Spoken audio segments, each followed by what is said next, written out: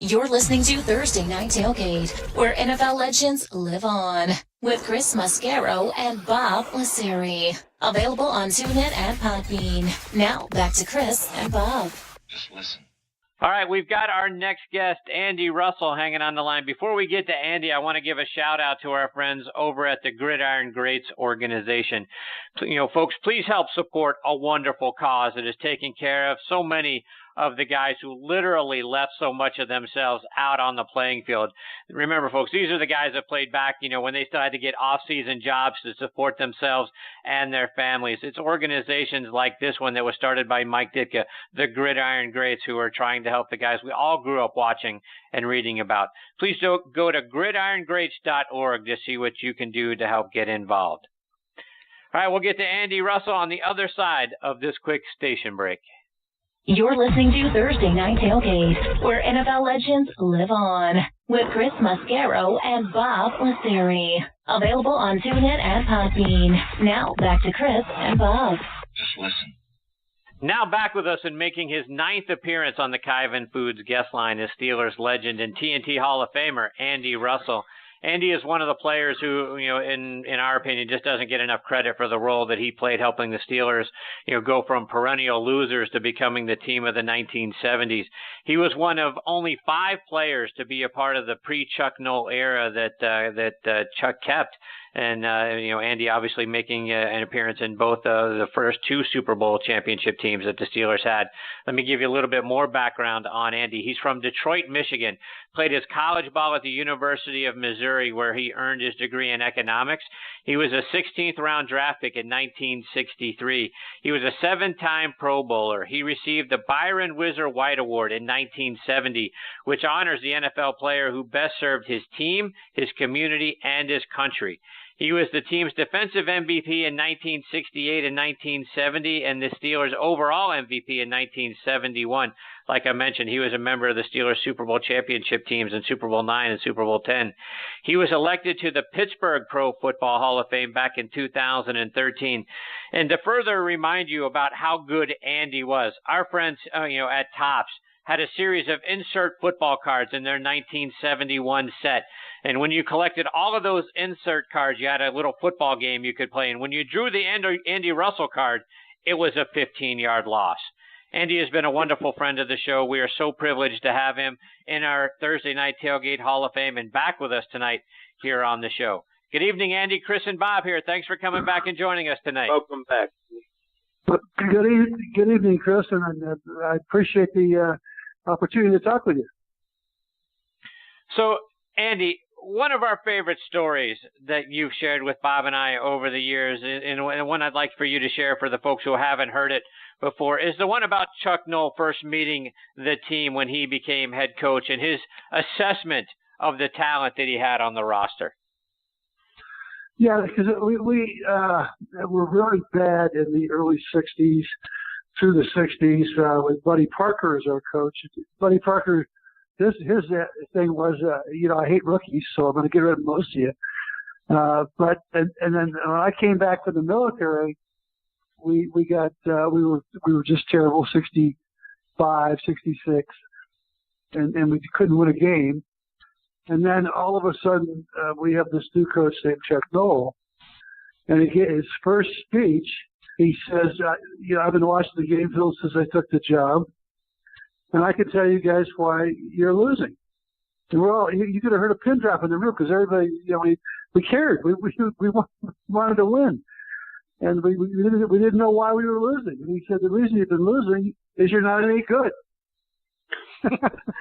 Andy, I read an old article on ESPN.com that said that the plays that you guys called in the defensive huddle were almost irrelevant because the linebackers and the defensive backs would switch to a different defense based on the formation that you guys saw that the offense would come out and set up in. And what made it unique and amazing to me is you guys all had to recognize the same thing and switch to the same defense because nobody said, yelled anything out, nobody called anything out, and that sort of thing. Is that accurate? Were you guys all on that tight of the same page that you guys could recognize what you needed to do, switch to it, and nobody had to make any calls, while you were standing there? Exactly, because our defensive coach did not want us to tip off because we yell out a defense. And if you yell out a defense, then the quarterback could make a change and so forth. So we had to know exactly what was going to be changed. If they came out in a I formation, it might be 2 or 3 different plays. They came out in just a square, different plays, and then there were just all these reasons why we would make the changes for the best defense against that particular offense that they like to run. Bob, questions for Andy? Great to speak with you again, Andy. And back to the time where you're drafted in the 16th round out of Missouri, Andy. I was wondering if anybody from the pro personnel office talked to you before you got to training camp saying you need to work on this, or did you come to training camp knowing what you needed to work on, Andy? Well, I didn't anticipate being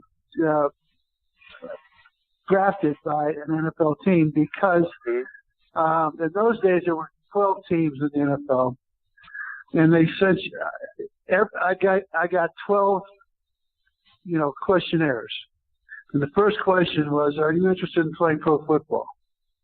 And because I had promised my father, who was a corporate executive in Monsanto and on the other side of the world, I had said that I would not play. So I wrote, when the question was, "Are you interested in playing pro football?" which was the first question they asked, I said no.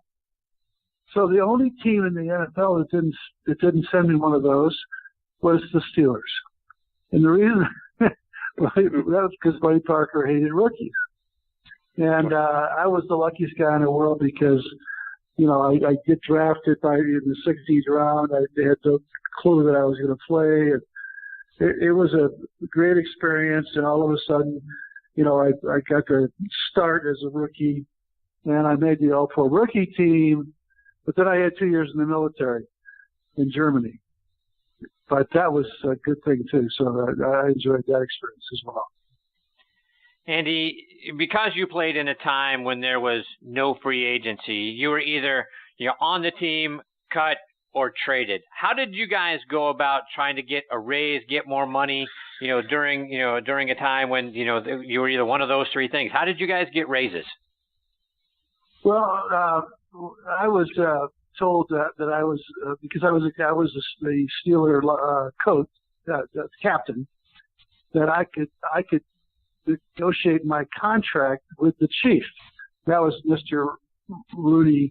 Art Rooney Sr., who started the Steelers.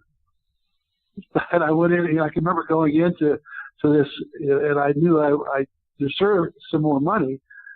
I was making $12,000 my rookie year. I made the All-Pro team, and when I got back from the military, they finally gave me $14,000. And then I made the All-Pro team, the Pro Bowl team, and they gave me $20,000. So it was interesting because they were really tough. The negotiations were strong, and I remember sitting down with Mr. Rooney and saying, "Sir, do you think I deserved to go last year to the Pro Bowl?" And he said, "Absolutely, you should have gone the year before." And I said, "Well, why then did all these other linebackers, all the famous linebackers, Sam Huff and guys like that, why do they make so much money? They're making, because I had to go out and have a few drinks with those guys, and they'd ask me, what's your salary?" And I told them it was like $20,000. They were all 60, 65, 70, that kind of thing. And so I asked Mr. Rooney, "Why is it then that I don't get paid comparable to these other Pro Bowl players?" He said, "Well, Andy, we can't be held responsible for the stupidity of those other owners." And Andy, since there wasn't a lot of turnover on the Steelers roster, particularly amongst the starters, and the Steelers drafted so well, during the 70s. Plus, you had consistency on the coaching staff from year to year. Was it easier for you guys to be on the same page and instinctively know what each other was going to do because of, you guys got to stick around and play with each other and under the same coaching staff and philosophies for so many years? Oh, yeah. I think it was a very powerful way that we handled all that, the understanding the game and analyzing what we should do at all these different occasions. It was absolutely perfect, and we played better and better over those years, and then all of a sudden the Steelers started drafting really good players. We would have guys like Stallworth, Lynn Swan, Jack Lambert, Jack Ham. We just had all these wonderful players coming in that made us a really decent player, a decent team. Andy, you've talked about in the past how you. What's that? No, I didn't mention Bradshaw, Franco Harris, and I was just talking about some of the guys you might not think about. No, absolutely. And like I say, Andy, you've talked about in the past how you were already an all-pro player when Chuck took over the team, and he told you that he could make you even better, down to small details like he wanted you to move your foot 2 inches further back. Talk about the technical things that he taught you guys, and how many different positions did Chuck know about and able to coach you guys on? Well, he had been a linebacker at I think the Cleveland Browns, and so he understood a lot more about linebacking than I did at the time, and he put me across from a big tight end who was 6'4", 245, and he says, "Now I want you to open your I want you to move your right foot 3 inches wider, and then you'll be able to take them on better." And I was like, "What? That's going to help me take this guy on who's 245 pounds?" And I remember asking him, "You really think that's going to help?" And he said, "Yeah, it will. Trust me." And he was that kind of guy because his theory, his mantra was success is in the details. And, he nailed it because everything he did was all this information about, exactly what the opponent was going to do. And, if you know what they're going to do, it's pretty easy to stop them.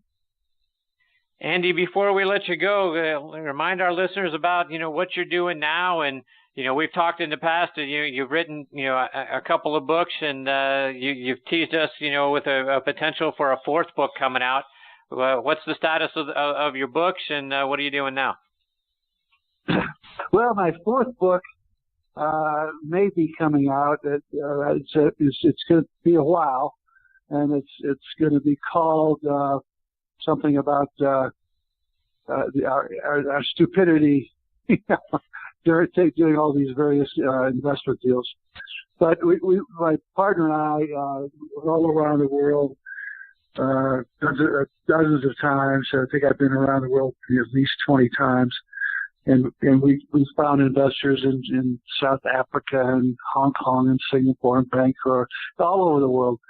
And so that I'm now retired from that, but I'm it's a great city to live in, and I still stay in Pittsburgh, and I love the place. So, I'll be there for a while. Right now I'm out in Colorado, hiking and climbing and that sort of thing.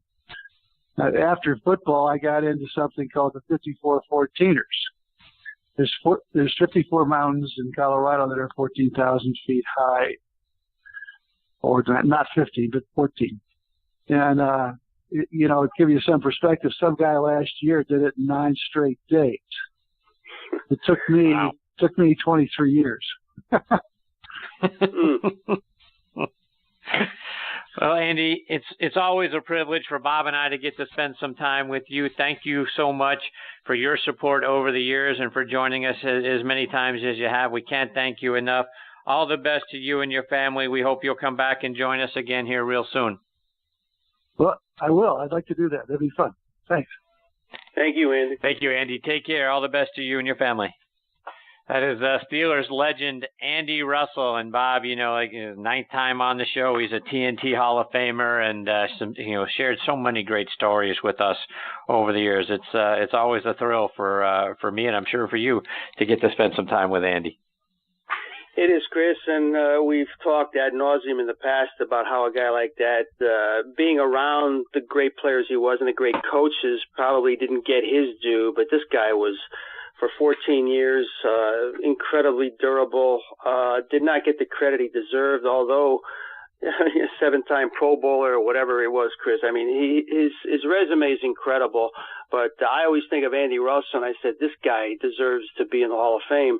But it's one of those deals where sometimes you're a victim of your success, correct?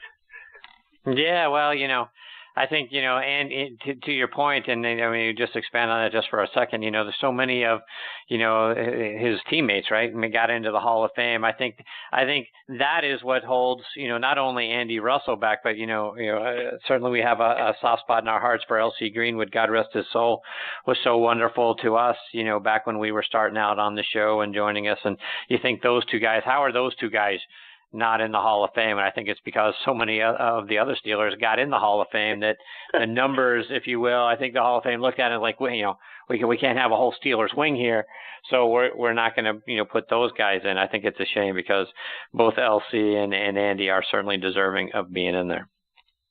True.